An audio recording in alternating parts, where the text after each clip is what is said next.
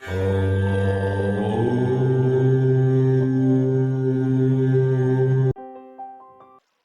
है आप सभी का गीता शतकम की इस तृतीय कक्षा के अंदर।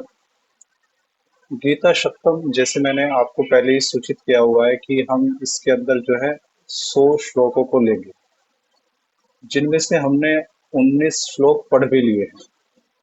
तो आज पाठ पढ़ाने से पहले मैं आपको एक बात बताना चाहता हूँ कि जो ये गीता हम लोग पढ़ रहे हैं, यहाँ एक चीज बेहद ध्यान देने योग्य है।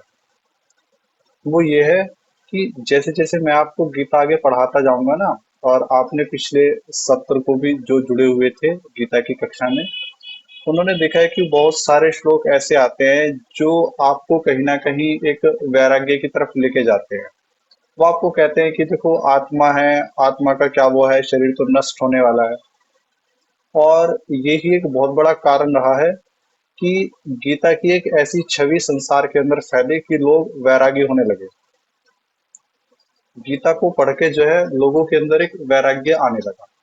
लेकिन मैं आप सभी से एक बात पूछता हूँ, आप विचार करना कि जब श्री कृष्ण जी महाराज ने अर्जुन को गीता का उपदेश दिया, और अर्जुन को गीता का उपदेश दिया क्यों गया था, ये आप सभी जानते हो कि अर्जुन ने जब देखा कि भाई ये जो मेरे सामने खड़े हैं, सेना जो है ये सारे मेरे ही अपने बंधु और बांधव हैं, मेरे ही अपने आचार्य हैं, गुरुजन हैं, मेरे ही अपने पितामह और भाई बंधु हैं।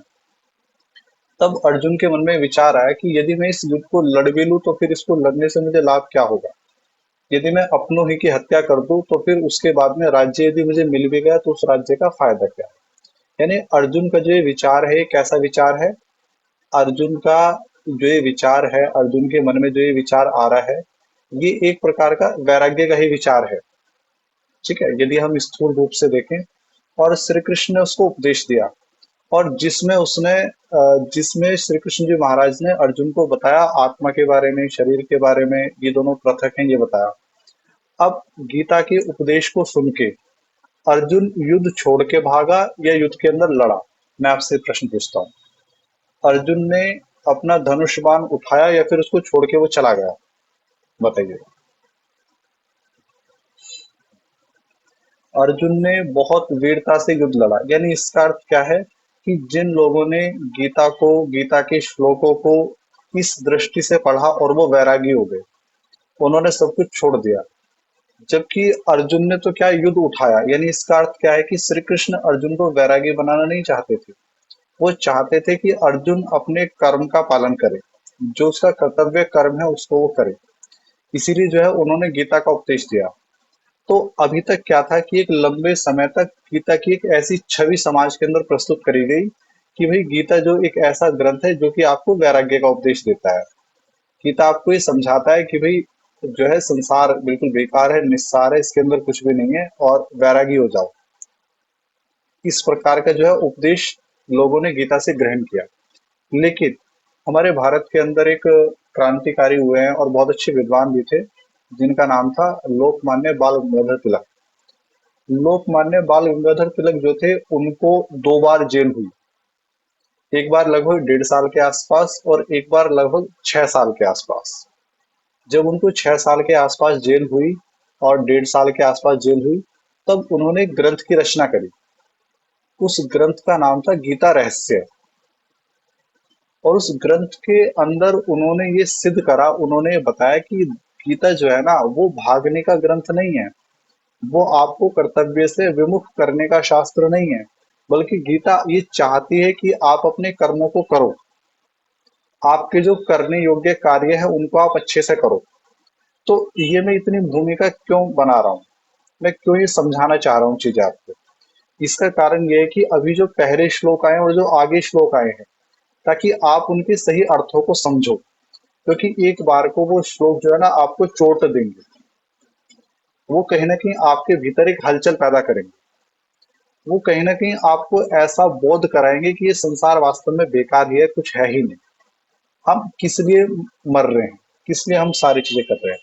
लेकिन मैं फिर कहता हूँ कि गीता के उपदेश सुन के अर्जुन ने धनुष को उठाया था जिसको उसने गिरा दिया था। न कि वो युद्ध छोड़ के चला गया। तो यदि गीता को आपको सही अर्थों में समझना है ना, तो श्री कृष्ण ने जिस उद्देश्य से गीता को कहा था वो उद्देश्य लेके चलना पड़ेगा। यदि आज मैं गीता की चर्चा आप लोगों से कर रहा हूँ, तो उसका कारण ये है कि मैं ये चाहता हूँ कि आप और मैं, यानी हम दोनों अपने कर्तव्य कर्मों को अच्छे से करें। कहीं ऐसा ना हो कि गीता के सही अर्थ को ना समझते हुए हम दोनों ही दोनों अपने कर्तव्य से विमुख हो जाएं। तो इसीलिए मैंने आपसे ये चर्चा करी, और मैं आगे आपको बताता हूँ कि पिछली जो कक्षा हमने पढ़ी, हमने उसके अंदर दो तीन चीजें पढ़ी, तो उसको समझना। पहला तो क्या है कि अर्जुन ने जब अपने बंधु और बांधवों को अपने सामने देखा, तो उसके मन में विचार आया कि मैं क्यों इनकी हत्या करूं। भाई, इनकी हत्या करना जो है ठीक नहीं है। यदि मैं इनकी हत्या करता हूं ना, तो बिल्कुल गलत हो जाएगा। अब श्री कृष्ण ने उसको दो तीन बातें समझाई। पहली बात श्री कृष्ण जो समझाना चाहते हैं वो ये था कि अर्जुन, ये शरीर और ये आत्मा दोनों अलग अलग चीजें हैं। पहली चीज क्या समझाना चाह रहे थे वो, कि शरीर और आत्मा दोनों पृथक है। ये उन्होंने पहली चीज समझाई। दूसरी चीज उन्होंने ये समझाई कि तू आत्मा है, तू शरीर नहीं है। समझो इस चीज को मेरी। पहली बात क्या समझाया कि शरीर और आत्मा दोनों पृथक हैं, दोनों अलग अलग हैं। दूसरी बात में वो क्या समझा रहे हैं कि तू शरीर नहीं है, तू आत्मा है। अब वो तीसरी बात जो मैं आपसे आगे चर्चा करूंगा, उसमें वो आत्मा के स्वरूप का वर्णन कर रहे हैं। क्योंकि अभी तक हम लोग यही माने बैठे हैं कि मैं एक शरीर हूं, तुम एक शरीर हो, हम सब एक शरीर हैं। बेशक हम कितनी ही बातें करते रहे कि हम आत्मा हैं, लेकिन कौन महसूस करता है इस चीज को? मैं अभी किसी से विचार कर रहा था, कल कल की ही बात है। मैं अपनी जो बहन है उससे बातचीत कर रहा था। तो बातचीत कुछ ऐसी हुई कि हम ये सोच रहे थे कि भाई, इस दुनिया के अंदर जो इतना अधिक पाप बढ़ रहा है, इतना अधिक जो अत्याचार बढ़ रहा है, इतनी अधिक जो रिश्वतें ली जा रही है, चोरी करी जा रही है, हत्याएं करी जा रही है, वो क्या सोच के करी जा रही है? यदि ये सब शरीर के बारे में सोच के करा जा रहा है, तो शरीर तो बिल्कुल अनित्य है, शरीर तो नष्ट होने वाला है। फिर ये पाप करा किस लिए जा रहा है? तब बात यही समझ में आती है कि लोगों को ये जो गीता के उपदेश हैं, इनको वो भूल ही गए। उनसे कहीं ना कहीं ये सारी चीजें विस्मृत हो चुकी हैं। और यदि देखा जाए वर्तमान में कितनी भागवती कथाएं होती हैं, वो भागवती कथाएं केवल मनोरंजन का साधन हो गए। वहाँ उपदेश कम हो गए, वहाँ मनोरंजन ज्यादा हो गए। अभी मैंने एक तो सुना था, वो कह रहे थे कि 4 घंटे की कथा में 2 घंटे तो भजन ही होते रहते हैं। जबकि कथा वास्तव में भागवत पुराण नहीं, भागवत गीता की होनी चाहिए, ताकि लोगों को एक दिशा मिल सके। तो मैं शुरू करता हूँ। गीता शतकम का जो है, ये गीता सार पुस्तक है, और हमने अपनी कक्षाओं का नाम रखा है गीता शतकम। उसका ये 20वां श्लोक है। तो यहाँ श्री कृष्ण जी महाराज अर्जुन से कहते हैं कि नैनम छिदन्ति शास्त्राणि, नैनम दहति पावकः, न चैनम क्लेदयन्ति आपो, न शोष्यति मारुतः। देखो, इस संसार में केवल एक चीज ऐसी है जिसको छोड़ के बाकी सारी चीजें जो है ना, शस्त्रों से काटी जा सकती है, अग्नि में जलाई जा सकती हैं, वायु से सुखाई जा सकती हैं, और पानी से गीली करी जा सकती है। यदि हम इस प्रकृति की किसी भी चीज को देखें, तो उनकी ये कमी है कि उनको हम नष्ट कर सकते हैं। तो यहाँ श्री कृष्ण अर्जुन को ये कह रहे हैं कि केवल और केवल एक चीज ऐसी है जिसको ना तो शस्त्र काट सकते हैं, ना ही अग्नि जला सकती है, ना ही जल उसको गीला कर सकता है, और ना ही हवा उसको सुखा सकती है। और वो चीज केवल और केवल आत्मा है। क्योंकि अर्जुन को मैंने प्रारंभ में आपसे कहा है कि पहले तो श्री कृष्ण ने ये समझाया कि दोनों चीजें अलग अलग हैं, ये प्रकृति अलग है और ये जीवात्मा अलग है। अब वो ये समझाना चाह रहे हैं कि जीवात्मा आखिर है कैसी। क्योंकि यदि तू काटेगा, किसी की हत्या करेगा, तो ये तू शरीर की हत्या कर रहा है, न कि आत्मा की। और वास्तव में हम सब तो आत्मा है। देखो, कहने में बहुत छोटी सी बात लगती है कि हम सब आत्मा है, लेकिन अनुभव न जाने कितने जीवनों के चाहिए। कई कई जीवन में लग जाते हैं इस चीज को अनुभव करने में। और श्री कृष्ण उसको यही समझाने का प्रयास कर रहे हैं कि तू आत्मा है, और ये जितने हैं ना, ये सब के सब क्या है, आत्मा है। और ये शरीर इस आत्मा का आवरण है। और ये जो आवरण है ना, ये आवरण जल भी सकता है, हम लोगों ने देखा है हमारे हिंदू धर्म के अंदर या अन्य जितने हैं, चाहे सिख हों, बौद्ध हों, उनके अंदर शरीर का क्या है, दाह संस्कार करा जाता है, तो शरीर तो जल भी जाता है। दूसरा, कई बार ऐसे भी होता है कि जो पानी के अंदर डाल दिया जाता है, कई बार छोटे बच्चे होते हैं वो एक्सपायर हो जाते हैं, तो मैंने ऐसा देखा है कि उनका तो मिट्टी में दबा दिया जाता है, जल के अंदर भी डाल दिया जाता है, गंगा आदि के अंदर। तो यानी वहां मतलब क्या है कि शरीर तो देखो अग्नि से जल भी सकता है, वायु से सूख भी सकता है, और पानी में गल भी सकता है, और शस्त्र के द्वारा काटा पीटा भी जा सकता है। काटते हैं जब वो करते हैं ना पोस्टमार्टम, तो पोस्टमार्टम के अंदर शरीर को काटते हैं, वो सारा कुछ करते हैं शरीर के साथ ऑटोप्सी के अंदर। लेकिन केवल और केवल आत्मा ही एक ऐसी है जो इन सब चीजों से अलग है, और वो ये कह रहे हैं कि वो आत्मा तू ही है, वो आत्मा हम सब ही हैं। यानी यदि मैं आत्मा के स्तर पर बात करूं तो मेरा कुछ बिगड़ने वाला नहीं, यदि आत्मा के स्तर के ऊपर बात करी जाए। आगे श्री कृष्ण अगले उसमें कहते हैं अर्जुन को कि अव्यक्तो अयम अचिंतयो अयम अविकार्यो अयम मुच्यते, तस्मात् देवं विदित्वैनं नानुशोचितुम अर्हसि। यानी अव्यक्तः अयम, अयम माने यह कौन, आत्मा, अव्यक्त, ये आत्मा अव्यक्त है। फिर कहते हैं कि अचिंतय अयम, ये आत्मा जो है ना अविचारणीय है, इसके बारे में आप विचार नहीं कर सकते हो। कहते हैं कि अविकार्य अयम, और ये विकारी भी नहीं है। तो आत्मा के संबंध में बता रहे हैं उसको, आत्मा के संबंध में बताने का अर्थ क्या है। यदि मैं ये कहता हूं कि आत्मा के संबंध में बताते हैं, तो आप में से बहुतों को ऐसे लग रहा होगा कि आत्मा कुछ अलग चीज है। अरे, सच्चाई क्या है, ये हमारे और तुम्हारे संबंध में बात चल रही है। यदि तुम आत्मा के स्तर पर सोच सकते हो ना, तो ये बात मेरी और आपकी चल रही है। अर्जुन माध्यम है, श्री कृष्ण निमित्त बने हैं कहने की, लेकिन ये बात मेरी और आपकी है। गीता किसी तीसरे के लिए नहीं है, गीता मेरे और आपके लिए।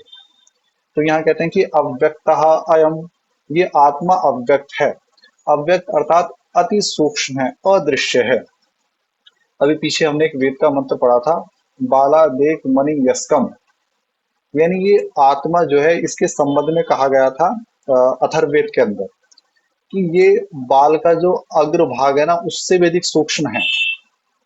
और श्वेताश्वर उपनिषद में तो ये कहा था कि बाल के अग्र हिस्से का 100वां हिस्सा, और उसका भी फिर 100वां हिस्सा, यानी एक बाल के आगे का जो 10,000वां हिस्सा है ना, उससे भी अधिक सूक्ष्म है। इसी को गीता में कहा गया है कि अव्यक्तो अयम, कि ये आत्मा अव्यक्त है, अर्थात अति सूक्ष्म है। कोई ये कहे ना कि मैं आपको आत्मा के दर्शन करा सकता हूँ, मैं आत्मा को दिखा सकता हूँ, तो समझ लेना कि आत्मा निराकार है, देखी नहीं जाएगी। और बहुत सी चीजें देखी नहीं जाती, उनके अनुभव करे जाते हैं। और आत्मा भी क्या है, अनुभव का विषय है। ध्यान के अंदर एक अनुभूति का विषय है आत्मा जो है, देख इसको कोई भी नहीं सकता। तो जो लोग ऐसा कहते हैं कि आत्मा को देखा है, वो उससे ऐसे है ना, बड़े मूर्ख लोग हैं, बड़े मूढ़ लोग हैं। वो कहते हैं कि देखो हमने आत्माओं को देखा है। अब आपने भी सुने होंगे बहुत से ऐसे, आत्मा का मतलब उनका क्या होता है, भूत प्रेत को देखा उन्होंने। अरे बेवकूफ है, जब श्री कृष्ण इस बात को कह रहे कि अव्यक्तः अयम, की अव्यक्त है, इसको व्यक्त आप कर ही नहीं सकते, तो तुम किसको देख रहे हो सफेद कपड़ों में, तुम किसको देखते हो उल्टे पैर खड़े हुए, तुम किसको देखते हो नदियों से निकलते हुए, पानी से निकलते हुए, शमशान घाट में जाते हुए। मतलब कुछ भी लोग मान लेते हैं। यदि आप सच में अपने ईश्वर के ऊपर विश्वास करने वाले हो, अपने महापुरुषों के ऊपर विश्वास करने वाले हो, तो उनका एक ही उपदेश है, अव्यक्तः अयम, ये आत्मा अव्यक्त है। यदि वो आत्मा अव्यक्त है तो भूत प्रेत जैसा कुछ भी नहीं, हमेशा सोचें। और फिर आगे क्या कहते हैं कि अचिंतया अयम, कि आप इसको बहुत अधिक विचारों के द्वारा भी नहीं जान सकते। देखो जीवन के अंदर बहुत सारी चीजें ऐसी होती है कि हम वाणी से व्यक्त नहीं कर सकते। मान लो जीवन में आपने ही कभी किससे प्रेम किया हो, या उसमें आप ये तो कह सकते हो कि मैं आपसे बहुत अधिक प्रेम करता हूँ, लेकिन कितना करते हो, क्या पैमाना है उसका, तो बहुत सारी चीजें व्यक्त कर ही नहीं जा सकती। इसी प्रकार आत्मा है। अच्छा, मैं परमात्मा के संबंध में कहता हूँ कि परमात्मा जो है ना, सर्वशक्तिमान। मैंने इतना कह दिया सर्वशक्तिमान है, लेकिन कितना, कितनी शक्ति है उसकी, हम कैसे नापेंगे, कैसे तोलेंगे। तो बहुत सारी चीजें ऐसी है, उनको व्यक्त ही नहीं करा जा सकता। उनमें से एक जीवात्मा भी है। आप लोग प्रयास करो ना जीवात्मा को व्यक्त करने की, जैसे कुछ शास्त्रों में आ जाता है, हमने अभी भी पढ़ा है कि उसको सुखा नहीं सकते, तो वो छोटी चीजें हैं। वो ऐसा नहीं कि बहुत विस्तृत चीजें हैं, बहुत छोटी चीजें हैं, आप व्यक्त कर ही नहीं सकते। मैंने अभी क्या कहा है कि अनुभव की चीज है। समाधि के अंदर व्यक्ति को जब आत्म साक्षात्कार होता है ना, तब उसको पता चलता है, तब उसको एक अनुभूति होती है। बाकी तो आप शब्दों में क्या व्यक्त करोगे? शब्द तो एक माध्यम बनते हैं आगे के लिए। जैसे आपको कहीं यात्रा तय करनी है ना, तो आपने किसी से रास्ता पूछ लिया। खाली रास्ता आपने पूछ लिया तो इसका मतलब ये नहीं कि आपका सफर तय हो गया, आपको एक गाइडेंस मिल गई। तो ऐसी गीता में जो मैं आपको पढ़ा रहा हूँ ना, ये गाइडेंस है, उसको जानने के लिए एक साधन है, ये नहीं कि इसके द्वारा आप उसको जान ही जाओगे। तो इसलिए कहा गया है कि विचार में न आने से अचिंत्य है, उसका विचार नहीं करा जा सकता, बहुत विस्तृत है। और फिर कहते हैं कि अविकार्यो अयम मुच्यते, और विकार से रहित है, कोई विकार भी उसके अंदर नहीं आता।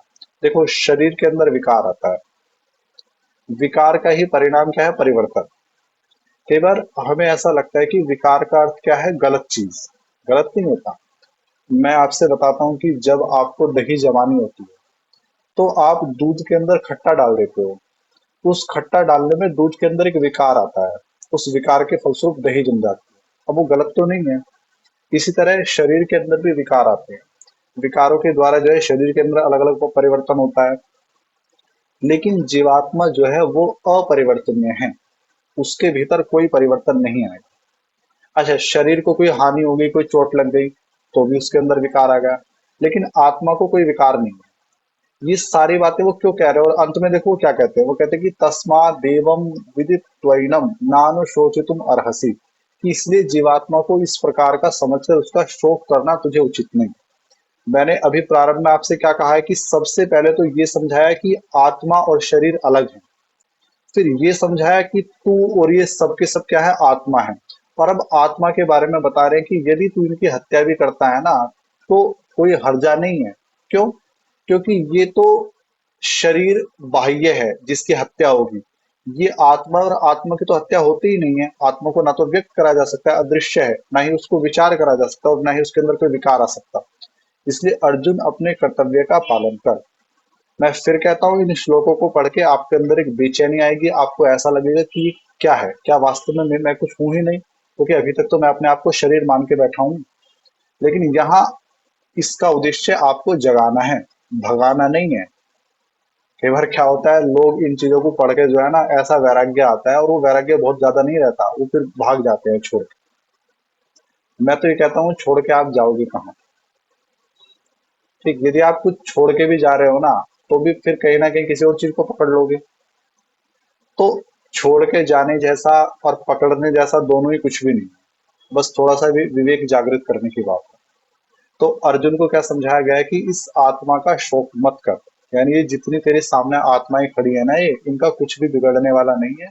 और शरीर तो देखो नष्ट होना ही है, तो तू युद्ध कर। आगे देखते हैं हम लोग 22वां। फिर वो कहते हैं कि अथ चैनम नित्य जातम नित्यम व मन्यसे मृतम तथापि तुम महाबाहो नैनम शोचितुम अर्हसि। ये बड़ा महत्वपूर्ण श्लोक है। इसमें श्री कृष्ण एक बार को अर्जुन के मन की बात कह रहे हैं। या हम कह सकते हैं कि कुछ लोगों की ऐसी मान्यता है। मान लो, हम लोगों की मान्यता क्या है? हम लोग ये सोचते हैं, ये वैदिक मान्यता ये है कि आत्मा ना तो जन्म लेती है और आत्मा ना ही मरती है। ये वैदिक मान्यता हम सब जानते हैं। ठीक है। हम सब ये भी जानते हैं कि शरीर जो है उसका ही जन्म होता है और उसकी ही मृत्यु होती है। ये वैदिक मान्यता है, हम सब जानते हैं इस चीज। ठीक है, इस चीज पर किसी मन में डाउट नहीं है, सबको ये बात समझ में आ गई। ठीक है जी।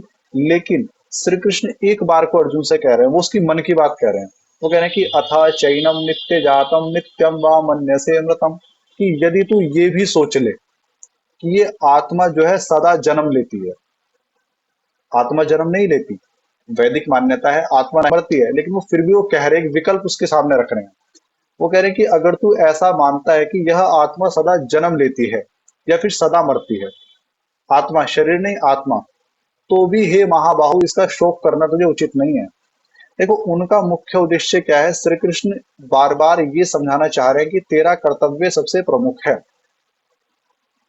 तू चाहे तो ये मान कि आत्मा ना जन्म लेती है ना मरती है, चाहे ये मान ले कि आत्मा जन्म लेती है और मरती है, तू कुछ भी मान ले, लेकिन तू अपने कर्तव्य का निर्वाह कर। तेरा जो इस युद्ध भूमि के अंदर जो धर्म है, क्षत्रिय का धर्म है, क्या है कि जो भी गलत है उनको दंड देना, तू उससे पीछे मत हट। बेशक तू कुछ भी मान ले, चाहे तू ये मान ले आत्मा मर रही है जी रही है, चाहे ये मान ले कि ये ना कभी मरती ना कभी जीती। हालांकि श्री कृष्ण का सिद्धांत ये है कि आत्मा ना कभी मरती है ना कभी जीती है, और यही वैदिक सिद्धांत है। फिर भी उन्होंने उसके सामने एक विकल्प खड़ा करा, केवल ये समझाने के लिए कि तू युद्ध कर। और देखो, इन्हीं गीता को पढ़ के, इसी गीता रहस्य को पढ़ के, जिसमें जो है बाल गंगाधर तिलक ने बताया कि भाई गीता कर्म प्रधान ग्रंथ है, न जाने कितने क्रांतिकारी खड़े हुए, चाहे उसमें वीर सावरकर हो चाहे भगत सिंह आदि हो, क्योंकि बहुत आदर्श माने जाते थे बाल गंगाधर तिलक जो है। और हमने देखा है, चाहे सावरकर हो चाहे भगत सिंह हो, भगत सिंह ने भी क्या हुआ, भगत सिंह सुखदेव राजगुरु हंसते हुए फांसी का फंदा जो है उन्होंने झूल लिया। क्यों? क्योंकि वो उस रहस्य को जानते हैं कि मिटेगा तो ये शरीर मिटेगा, और सबसे बड़ी बात है कि शरीर तो एक दिन मिटना ही है, आत्मा तो मिटनी नहीं है। तो जो चीज हम हैं और जो चीज मिटनी भी नहीं है, फिर भय किस चीज का? समझे? आत्मा हम हैं, आत्मा मिटनी नहीं है, तो फिर क्यों गलत चीज का प्रतिकार नहीं करा जा रहा? आदमी किस लिए गलत चीज का प्रतिकार नहीं करता? उसको ये तो भय लगता है कि मैं मिट जाऊंगा, मेरा अस्तित्व खत्म हो जाएगा।